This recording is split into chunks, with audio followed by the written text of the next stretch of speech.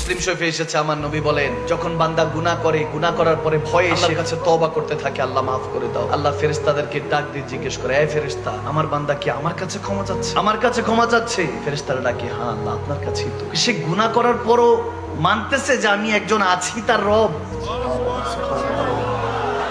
গুনাহ হয়ে গিয়েছে, তারপরেও তা আমার কাছে ক্ষমা চাচ্ছে সে, যে আমি তার রব আছি, সেটা বিলিভ করে না দেখে।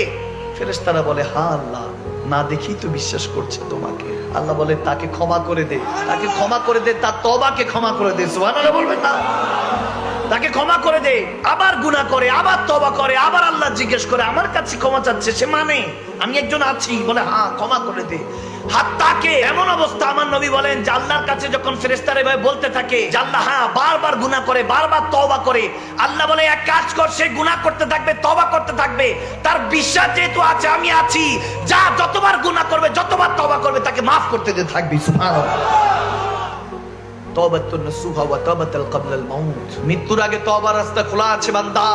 এখনো কাফনের কাপড়টা দিয়ে মুখটা এখনো ঢাকেন নাই।